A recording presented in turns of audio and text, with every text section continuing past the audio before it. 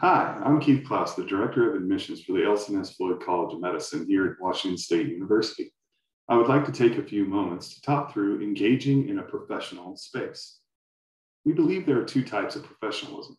Inward, which is a reflection of your character, your values, your effectiveness, and your competency. This comes through personal reflection and maturity. And your outward professionalism, the image of you that others see. For the purpose of this talk, we will focus mainly on your outward professionalism. Here are some very general guidelines. Integrity is crucial. This couldn't be truer for a future physician. Regardless of who you are working with and where they might fall in the hierarchy of the college or what role they may serve in the admissions process, always treat that individual with kindness and respect. It is okay to have pride in your journey to medical school. Each of you have followed different paths, and no one path is more important or better than another. While it is okay to hold on to some of that pride, it is never okay to allow it to spill into arrogance. Rather, lead with genuine gratitude and appreciation for the time a person is choosing to spend with you, and say thank you often. Proofread everything. That will come up again and again. Professionalism also means when you sign up for something, show up. When scheduling an appointment, a Zoom or a phone call, or if you say what time or day you're going to return a message, follow through with that commitment. And if you cannot, at the very minimum, reach out to whomever you are working with prior to the actual appointment time and let them know. And lastly, be certain to give grace to others and especially yourself throughout the process. Let's start out with email etiquette. Emails should be fully constructed, including a greeting of hello or hi, or simply the individual's name when possible. I suggest beginning with a formal greeting, including Dr., Mrs., or Mr., when addressing anyone until you have been given permission to be less formal. Be certain your email is concise and clearly states your request. Time is precious, and you do not want to occupy more of the individual's time than is necessary. Including a closing line as well, like thank you for your time or sincerely.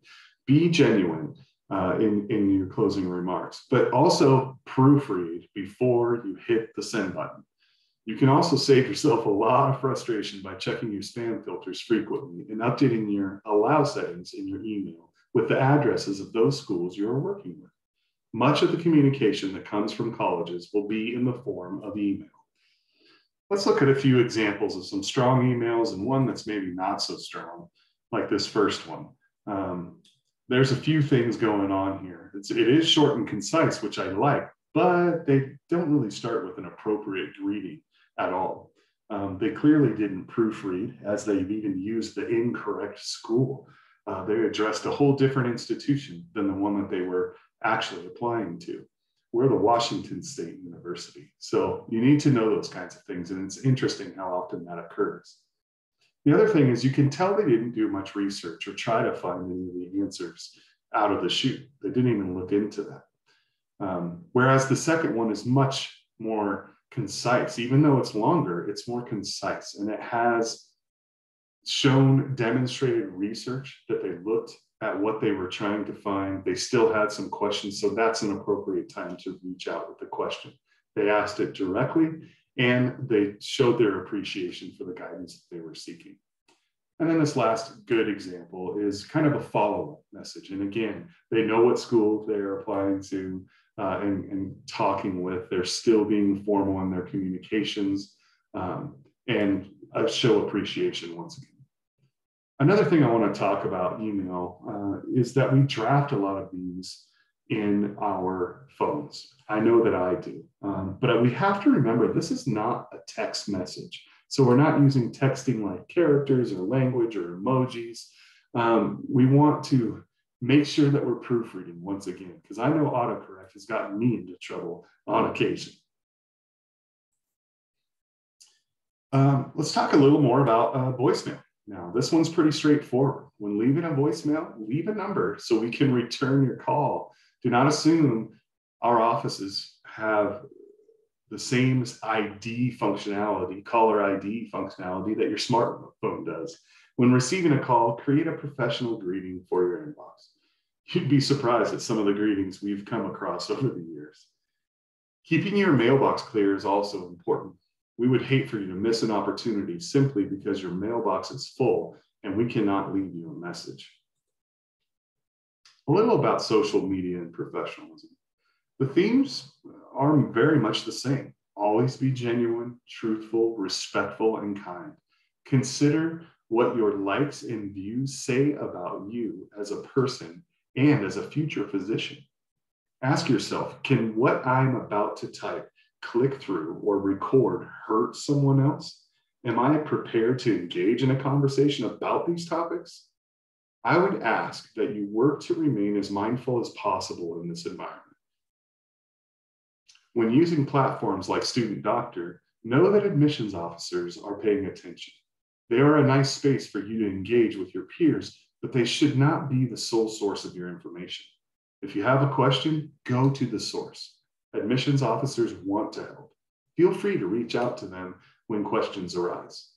One final reminder, anonymity does not take away the need for an appropriate online presence. It is not difficult to piece together who is writing what.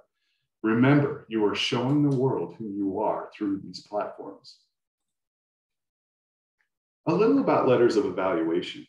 When it comes to your letter of evaluation, it is good to request them early from your writers by April or at the latest May. You do not want to rush your letter writers. They are doing you a service after all. Be sure you are asking people who know you well and can speak to your character and personal attributes as they pertain to your desire to become a physician. This does not mean your relatives. It's great to have them in your corner, but have your relatives support you through things like proofreading. Did I mention you need to proofread? Some good people to reach out to for letters are physicians, professors, your supervisors, or volunteer coordinators you have worked with. It's always appropriate to provide them with your resume or even the AAMC guidelines for writing a letter of recommendation to generate some ideas for them to include. To wrap this up, let's talk about some things to remember when you receive difficult information. And statistically speaking, you will. Admissions officers, unfortunately, provide a lot more bad news than good as they form the next incoming class. How you handle receiving bad news says a lot about who you are.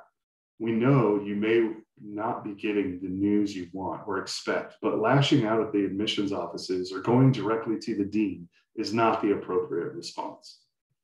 Take a moment before reaching out to anyone. Maybe even draft that scathing email you want to send to someone, then quickly delete it. The majority of applicants have to apply to medical school more than once. You do not want to create a reputation as someone who cannot handle difficult information or conversations with grace.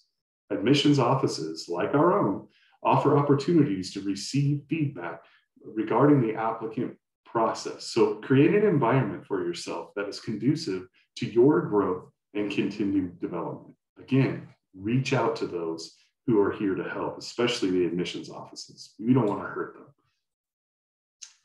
I hope you found this helpful, and as we try to address some of the pitfalls that professionalism provides, and we see these things year after year. So thank you for spending some time with me. Take care.